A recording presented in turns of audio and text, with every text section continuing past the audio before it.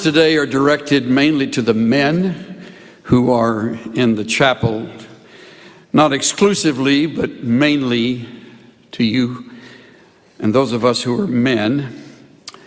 Much of what I say will be relevant for the ladies as well, but because I am talking on temptation, I confess to you a real area and level of ignorance and how to apply it to the ladies. I am very well acquainted with the battle for men, since I'm in that category, but time would not permit me to broaden the target to include the women as well. So, however it speaks to you ladies, wonderful. I'm grateful that you are open and willing to apply it. I also believe it is appropriate that I address men mainly because we are more often than not the aggressor and sometimes tragically the predators. And that would include men in ministry. I realized when I looked at my calendar that this would be my final time to speak for this school year, and I had another direction in mind as I was going to move toward the importance of, especially you who are leaving the school to enter ministry as vocational Christian service in your life, to begin strong and to stay consistent and faithful and to end well. However, my direction changed when I received a letter which deserves a little bit of preparation so you can appreciate the content of the letter. I've known the man who wrote this letter since he was a young teenager. He's now in his 40s. I watched him grow up in our church. I found great delight in him and his family. He was often in our home, became our oldest son's good friend. And he as well built a relationship with another young man about their ages, and they were almost inseparable through high school and then into and through college. One of the joys of remaining in the same church over a period of years is that you have the chance to go the full cycle. You dedicate them as little babies, and you are a part of the delight of their early years in the elementary school, and then you teach them, as in our case, in our doctrine class, which we taught them before they entered high school, and you are with them through high school and all of those trials and struggles, and then you're there for them as they marry and as they have their children, which was true of this young man who is now engaged in ministry. He sat where you sit. He attended 4 years at Dallas Seminary, did very well. And by that, I don't necessarily mean academically. He did very well with his life. And he, with his inseparable friend, I think they were probably had most every lunch together. They found, separate from one another, lovely young women with whom they fell in love, and I married both of them at separate times. So our roots go very deep. So when I get a note from him or a letter, everything stops as I read what he has to say. Here are a few excerpts. Your comments on faithfulness and staying at it touched on a tender wound for me. I know you have experienced the heartache of close friends succumbing to moral compromise. Such has been my experience with my best friend since junior high days in Fullerton. He and his wife were struggling with personal intimacy issues in their marriage, and he has had an affair with his church secretary. He has since divorced his wife. She wanted to save their marriage, but he has now married this secretary. He has lost the trust of many believers who look to him as a model of spiritual maturity, the respect of his ministry peers, the loving esteem of his adult children. his ministry credentials removed from him where he has been serving, and so much more, he adds. My wife and I cannot believe what has unfolded in their lives. The two of them would have been the last couple. How often I read those words. The two of them would have been the last couple we could have imagined in this scenario. It has moved us to humble praise for God's grace in our lives and a holy assessment of our marriage to ensure that we bring no shame to the name we want to honor. He adds, I read with fresh sensitivity early this morning Paul's words in 1 Corinthians 9:27. I beat my body and make it my slave, so that after I have preached to others, I myself will not be disqualified for the prize.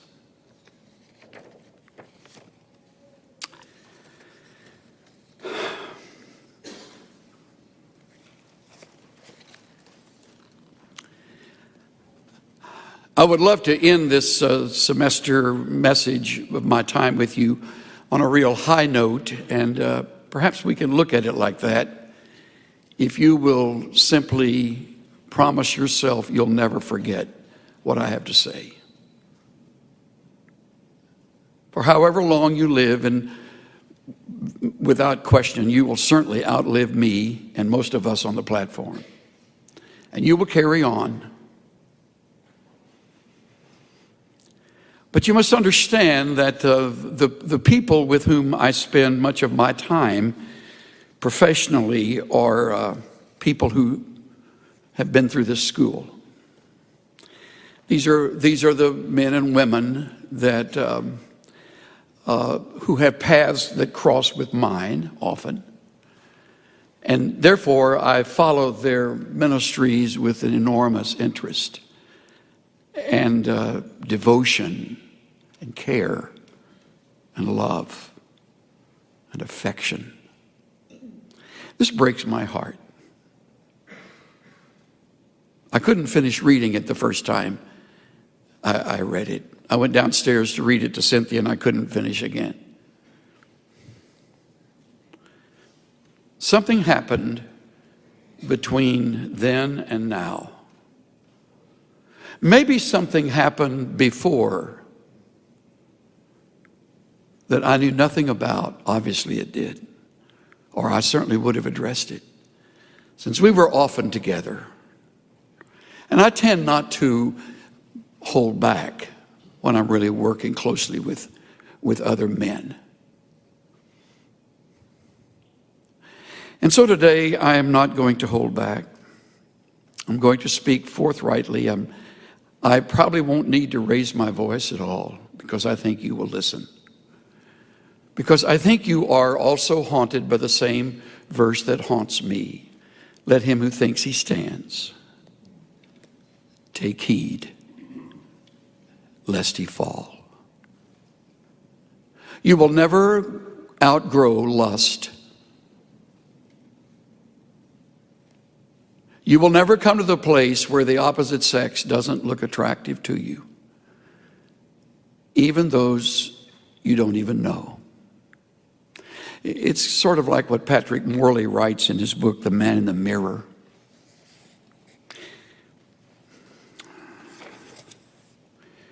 The three of us were eating deli sandwiches at a street-side table on the picturesque main street of town. As we were about to leave, a very lovely woman passed by us on the sidewalk. She was beautiful, fresh, sophisticated. She seemed a perfect match for the day. It was a beautiful spring day. Many heads turned as she walked by, including the two men I was with. I watched their eyes follow her, and I could tell they had mentally undressed her in the secrecy of their private thought world. Not a word was spoken, and we headed back to the office. I found myself on the horns of a dilemma. I brooded with indignation over the obvious lust of these two, but at the same time, I was keenly aware that the only difference between us was that I had more carefully controlled my eye movement. Because Christians are expected not to lust over women. He's writing to men, so when he says Christian, he means Christian men. I carefully concealed my thoughts, yet I knew pretending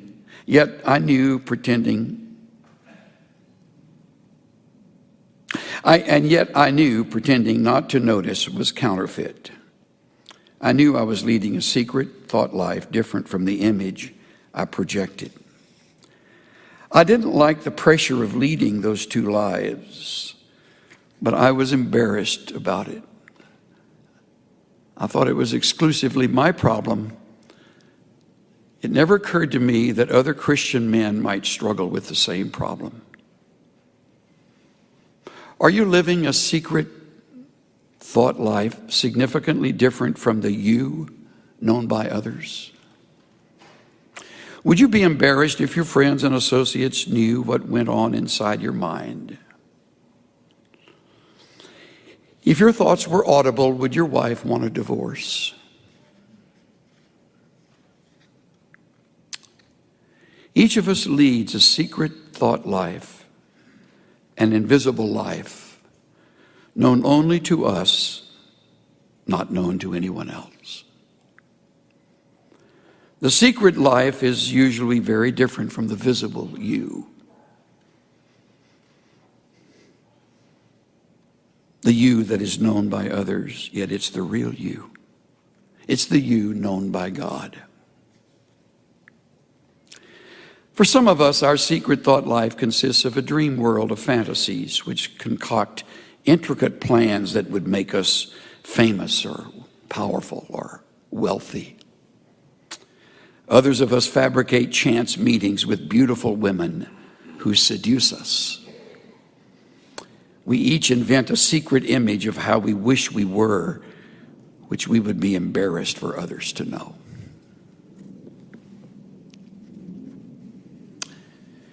I have my Bible open to Genesis 39. And as you turn to that chapter, it will be a chapter on sexual temptation. Interestingly, in this case, the woman is the seducer. She is the seductress. That's rare, but that does occur. And maybe some of you ladies have a struggle in this area. I have no way of knowing. I don't understand your world. I do understand the world of men very well, which is why I direct my words mainly today to men. This is a remarkable story of a man who did not fall, who did not even yield. It's a remarkable account of a man who had such possession of his thought life that he wouldn't allow his imagination to run wild, even though he was a single adult, probably by now in his 20s, maybe late 20s. He has been sold into slavery. He has learned another culture and another language. He now a Jew living among Egyptians, and finds himself a trusted servant in the home of a man who was an official of the Egyptian government, a man named Potiphar. Joseph had been taken down to Egypt, and Potiphar, an Egyptian officer of Pharaoh, the captain of the bodyguard, bought him from the Ishmaelites who had taken him down there. The Lord was with Joseph, so he became a successful man. And he was in the house of his master, the Egyptian. Watch closely the setup. His master saw that the Lord was with him and how the Lord caused all that he did to prosper in his hand. So Joseph found favor in his sight. And he became his personal servant. He made him overseer over his house, and all that he owned he put in his charge. What a magnificent trust. This Egyptian officer over time had watched, studied, listened to, seen the results of the work of this Hebrew servant, and little by little he released to him more and more responsibility and authority and privacy. It came about, verse 5, that from the time he made him overseer in his house over all that he owned, we read again, the Lord blessed the Egyptian's house on account of Joseph. Thus the Lord's blessing was upon all that he owned in the house and in the field. So he left everything he owned in Joseph's charge. And with him there he did not concern himself with anything except the food which he ate. That, men and women, is trust. That's what you earn over the years as a pastor. That is what you earn over the years as a faculty member of some school you may serve. That is the reward of our great God on the lives of those who are faithful, who do good work, who don't compromise, who tell the truth, who keep their word, who keep short accounts, who don't take advantage of people and don't exploit, who don't manipulate. Joseph was a trustworthy man, and Potiphar finally found himself completely comfortable leaving everything in Joseph's charge. Before I go one step further, I have to pause and say that in itself puts you in a very vulnerable position, because you still have your thought life. You still have a world that goes on in your brain and in your old nature that is vile. It is obscene, which, if the Spirit of God does not control it, waits for the moment to lurch into action. We had a man who was a very fine preacher and long-time servant of Christ, we thought, had been in several churches by the time he came to the one he was in when we invited him to be one of our conference speakers. And he brought 5 significant messages, interestingly, on accountability, only for us to find out a few months later that he had women on the string at every church he had served, until it finally came to light within months after he had been ministering to us at our conference. And he had lived a lie, though at each church he had earned the trust of the people by his visible world. But he was a liar. He was an adulterer. He was an unfaithful man.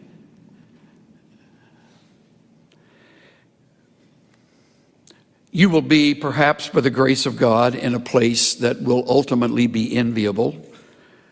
You will have the trust of your congregation. You will have the respect of your elders. You will have the reputation over the years. You will have your degrees, and you will be unquestioned, quite likely, in a setting that becomes a very, very dangerous place. F.B. Meyer, in his book on Joseph, writes, "We may expect temptation in days of prosperity and ease, rather than in those of privation and toil. Not where men frown, but where they smile, sweet, exquisite smiles of flattery. It is there. It is there," he repeats, "that the temptress lies in wait. If you go armed anywhere, you must above all go armed there." I'm reminded of Thomas Carlyle's words, the Scottish essayist. "Adversity is hard on a man, but for every 100 who can handle adversity, one can handle prosperity." You are in a dangerous place when all speak well of you, because then it's you and God, and hopefully a circle of individuals with whom you have made yourself accountable, so that your private world doesn't become a scandal and a shame. So Joseph, we read, is left with everything. The end of verse 6 says something that appears only 2 other places in all the scriptures. Interestingly, this is said only of David in 1 Samuel 16 and only of Absalom in 2 Samuel 14. Now Joseph was handsome in form and appearance. The NIV says he was well built and handsome. Nothing wrong with either one. It isn't fair, but there's nothing wrong with either one of them. Nothing wrong with that. We used to have a superintendent in our evangelical free church group out in the West Coast, a wonderful friend named Wally Norling, who referred to one of our younger preachers as being cursed with good looks. Isn't that a good way to put it? If you're cursed with good looks, you got even more working against you. I've never had that problem, thank God. I got a bunch of others, but that was not one of them. But I know some dear guys that are in ministry that women's eyes roll when he's around. He's just handsome. Joseph was like that. Good shape, chiseled face, strong, young, available. Mrs. Potiphar noticed it. It came about after these events. Isn't the Bible eloquent? How full of meaning are those 3 words, after these events. Year after year after year after year after year. Faithful, faithful, faithful. Trustworthy, trustworthy, trust. Never once taking as much as a paper clip from Potiphar's house. After these things, the enemy of our souls has perfect timing. Perfect. After these events, his master's wife looked with desire at Joseph, and she said, "Lie with me." That's what I call the direct approach. Rarely happens, but sometime it will. I'm drawn not so much to her words, I'm drawn to the word desire. She lusted after Joseph.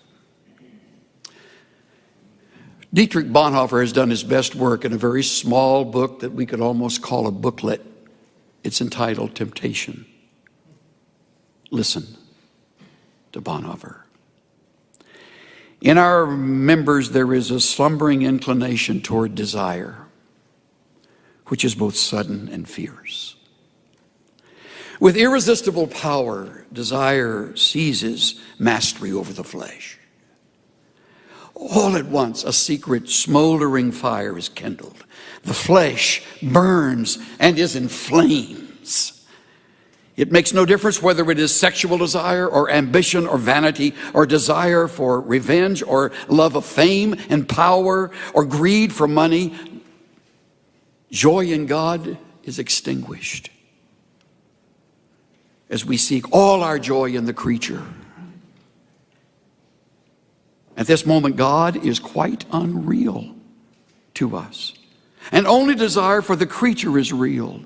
Satan, I love this line, Satan does not here fill us with hatred of God, but with forgetfulness of God.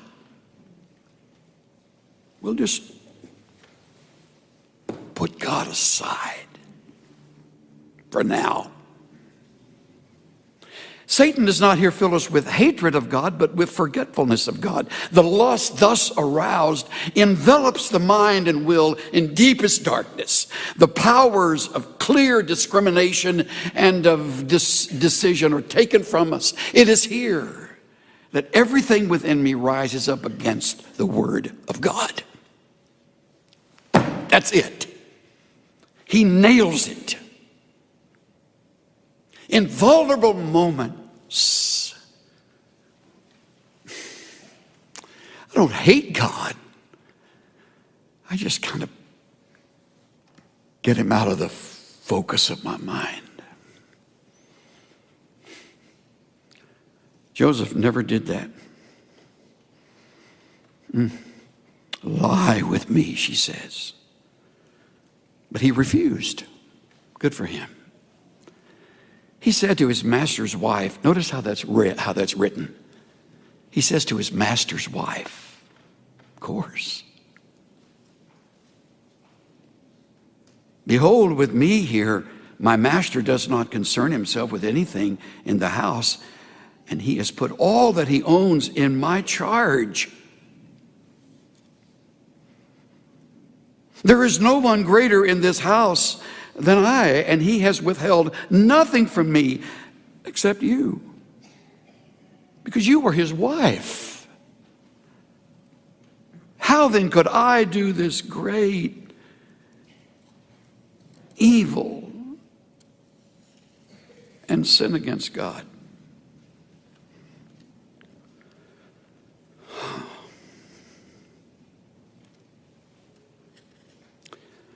Clarence McCartney writes, this was no ordinary temptation. Joseph was not a stone, a mummy, but a red-blooded young man in his 20s. It was not one temptation on one day, but a repeated temptation. An old story tells how when Joseph began to talk about God, the temptress flung her skirt over the marble bust of the God that stood in the chamber and said, now the gods will not see. But Joseph answered, my God sees. Reminds me of what the psalmist writes in 139, verse 3. You scrutinize my path and my lying down, and you are intimately acquainted with all my ways. He knows every minute you spend on the internet. He sees everything you look at. He sees every stolen moment. He sees it all. I forget who said it. I wish I had been the originator, that a secret sin on earth is open scandal in heaven. There's no sin here. There's no sin in the temptation. Sin is in the yielding. So he says no. Now, the great hope is that does it. She's out of the way. Nope. Verse 10, it came about as she spoke to Joseph day after day, that he did not listen to her, to lie beside her, or to be with her. Day after day after day after day. Remarkable, remarkable relationship with God. I almost said remarkable man, but he's just a man like you or me. The difference is he had cultivated the kind of relationship with his God that would not permit this. Just would not permit it.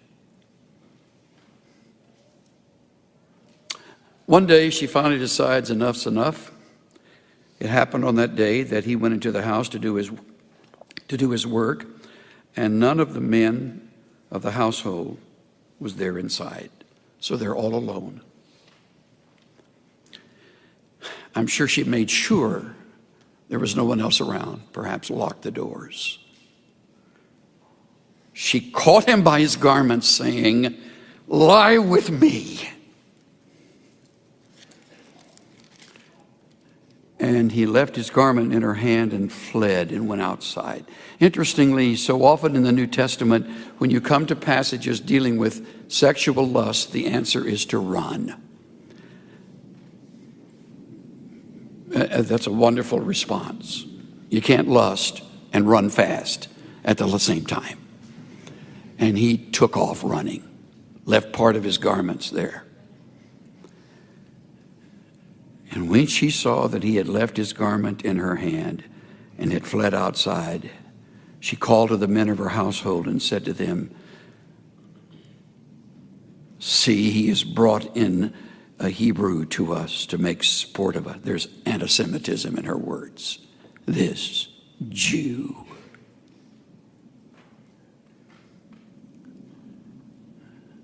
He came in to me to lie with me and I screamed, so she's claiming rape. Interestingly, if he had meant anything to her, she wouldn't have turned on him. He meant nothing to her. Lust is never a fulfillment of love. It's usually an act of anger and often emotional assault. It goes back to deep, deep, unresolved situations that have not been rooted out, discovered.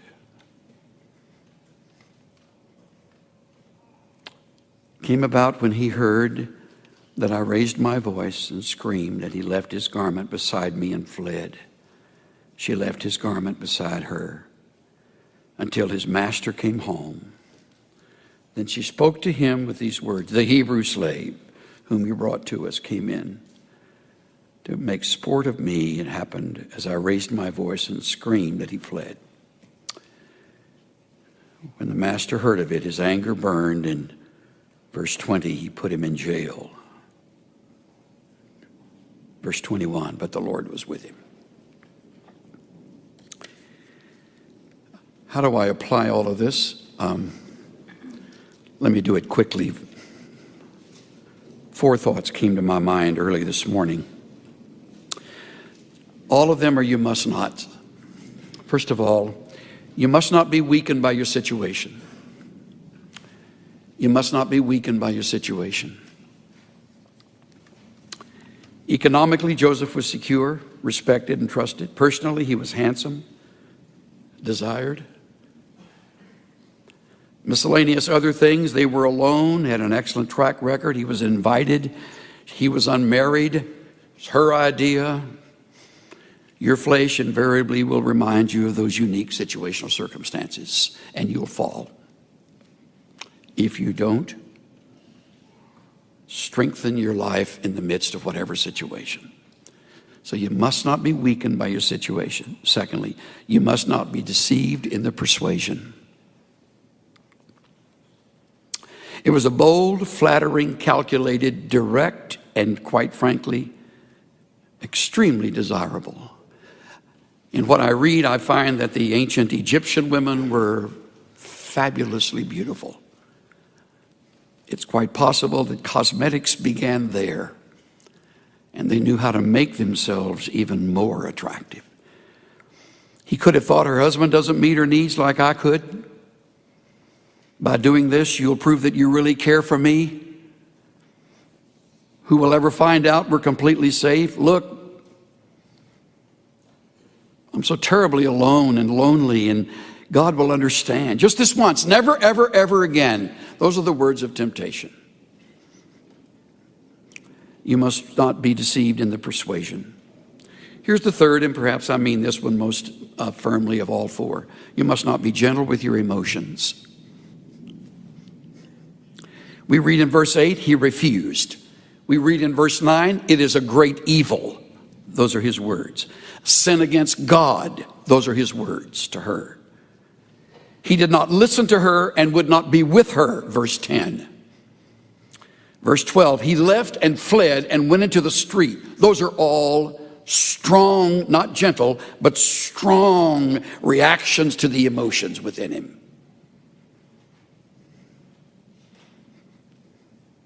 The late Dag Hammarskjöld once wrote, you cannot play with the animal in you without becoming wholly animal. Play with falsehood without forfeiting your right to truth.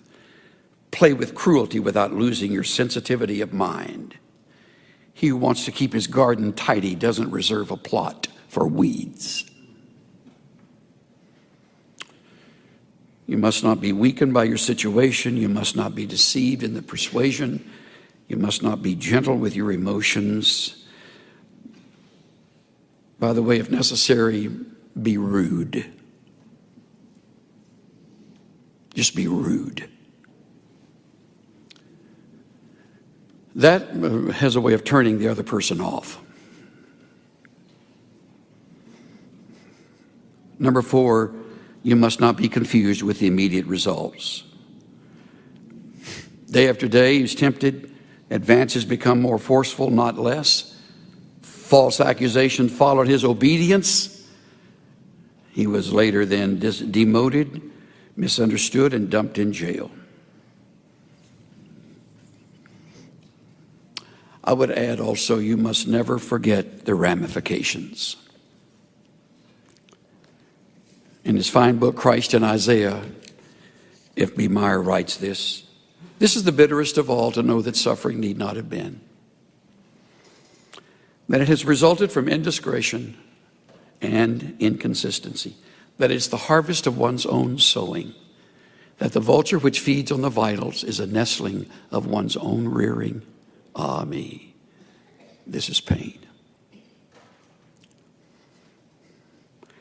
I woke up this morning thinking about my friend's friend in bed with another woman. I thought about how he must feel, alienated now from friends and, worst of all, his own children.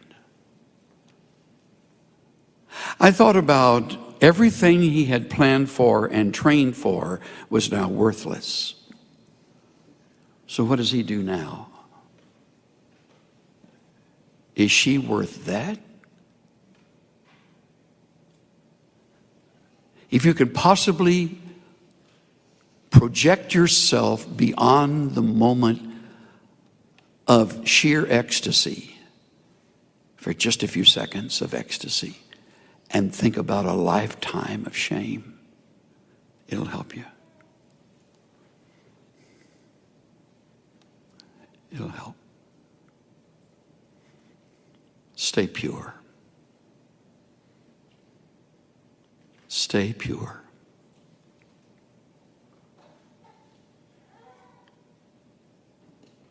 Stay pure.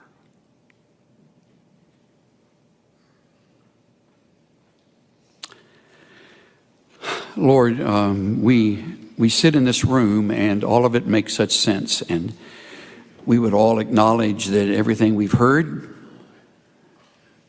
ties in with what you have taught and what we believe.